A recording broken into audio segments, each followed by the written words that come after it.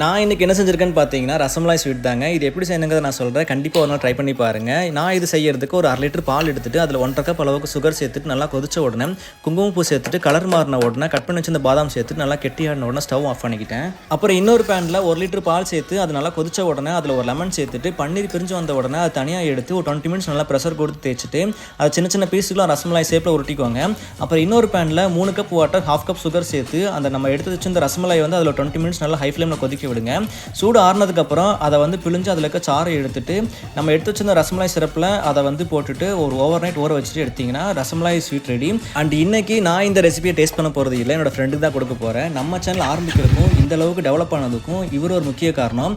இந்த மாதிரி ஃப்ரெண்ட்ஸ் எல்லாருக்கும் ஈஸியாக அமையாது. அப்படி கிடைச்சா கண்டிப்பாக அவங்கள மிஸ் பண்ணாதீங்க. அண்ட் இந்த மாதிரி ஃப்ரெண்ட்ஸ் உங்கள் லைஃப்பில் இருக்காங்க அப்படின்னா கண்டிப்பாக இந்த வீடியோ அவங்களுக்கு டேக் பண்ணுங்க. நம்ம சேனல் புதுசாக பார்க்குறீங்க அப்படின்னா மறக்காமல் சப்ஸ்கிரைப் அண்ட் ஃபாலோ தட்டி விட்டுருங்க. தேங்க்யூ.